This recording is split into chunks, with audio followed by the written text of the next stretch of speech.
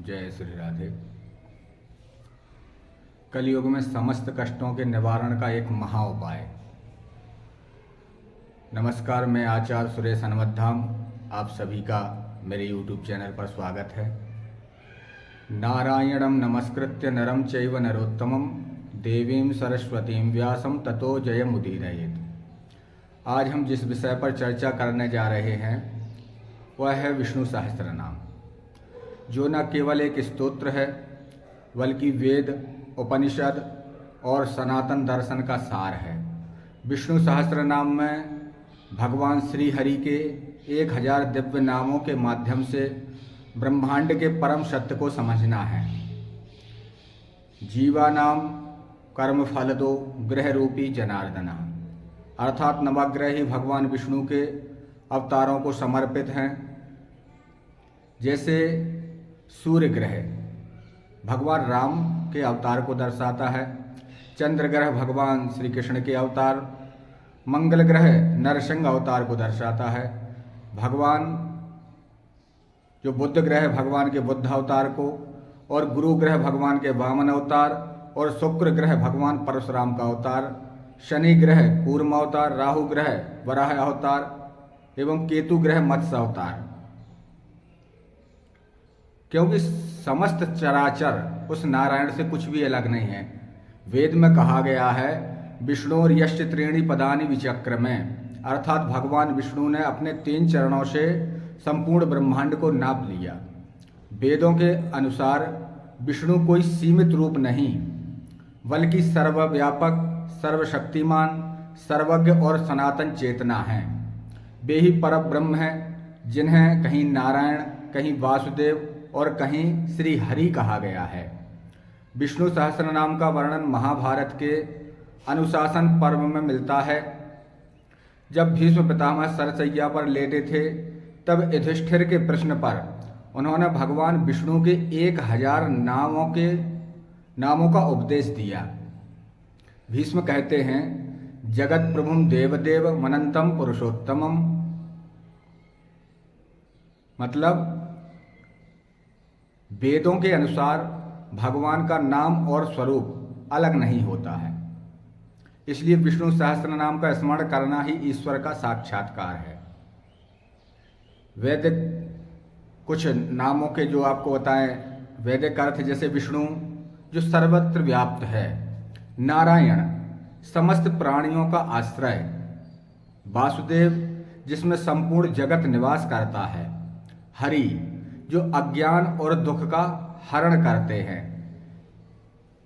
यजुर्वेद कहता है न तस्य प्रतिमा अस्ति, वे नाम और चेतना के माध्यम से जाने जाते हैं, इसलिए वेदों में नाम जप को सबसे सरल और श्रेष्ठ साधना माना गया है। विष्णु सहस्त्र नाम का पाठ करने से हमारे जीवन में बहुत बड़ा बदलाव आता है। जैसे पितृदोष से मुक्ति मिलती है, ग्रह क्लेश से मुक्ति मिलती है, आय के मार्ग खुलना, धन का आगमन, मानसिक शांति, भय, रोग दूर होते हैं, साथ ही कुंडली के सभी ग्रह दोषों का शमन होता है और अंततः मोक्ष की प्राप्ति होती है। भीष्म पितामह कहते हैं, एतत् स्तोत्रम महापुण्यम, यह स्तोत्र महान पुण्य देने वाला है। विष्णु सहस्त्रनाम केवल शब्दों का संग्रह नहीं है, यह वेदों की आत्मा है, उपनिषदों का संदेश और सनातन धर्म का आधार है। जो व्यक्ति श्रद्धा से इसका स्मरण करता है वह जीवन में धर्म, अर्थ, काम और मोक्ष चारों पुरुषार्थों को प्राप्त सहज ही कर लेता है। विष्णु सहस्त्रनाम पाठ करने की अपनी कुछ विधि है। जैसे प्रातः काल उठ करके स्नान आदि से निवृत्त होकर पूजा स्थल पर स्वच्छ वस्त्र धारण करके पीले आसन पर बैठ करके पूर्व दिशा या उत्तर दिशा की ओर मुख करके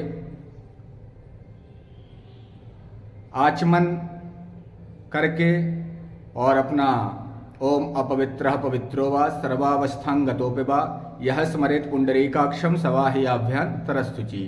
शुद्धिकरण करने के बाद में और अपना जो हमारी अपनी कामना है, वैसे तो प्रभु से कोई कामना रखनी ही नहीं चाहिए क्योंकि वो सर्वत्र हैं, सब कुछ जानते हैं। यदि कोई कामना तो अपना मन में संकल्प करके प्रभु के चरणों में और पाठ को शुरुआत करें। इतना ध्यान रखना, पाठ के शुरुआत में अगन्यास करन्यास के साथ भगवान विष्णु का ध्यान। ओम शांताकारं भुजगशयनं पद्मनाभं सुरेशम विश्वाधारम गगन सदृशम मेघवर्णम शुभांगम। आप लोग उसमें बुक में देख लेना। पाठ करते समय अगर कोई त्रुटि होती है तो मन में किसी भी प्रकार का कोई संदेह ना रखें। आपका भाव अच्छा होना चाहिए।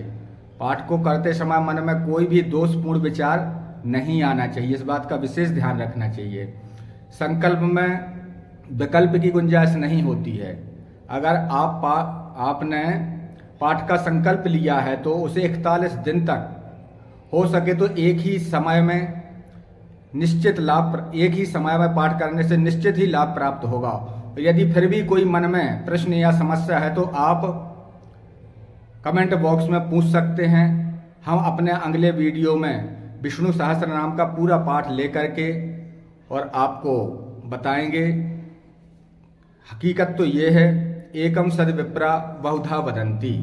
सत्य एक है, मार्ग अनेक हो सकते हैं, क्योंकि जिस प्रकार से समस्त नदियाँ, सभी नदियों का एक ही उद्देश्य है, अपने प्राण प्रियतम समुद्र से मिलना। और उनके रास्ते अलग हो सकते हैं, अनेक हो सकते हैं, लेकिन उद्देश्य एक ही है। इसी प्रकार से सर्वदेव नमस्कारम केशवम प्रतिगच्छति। नमस्कार।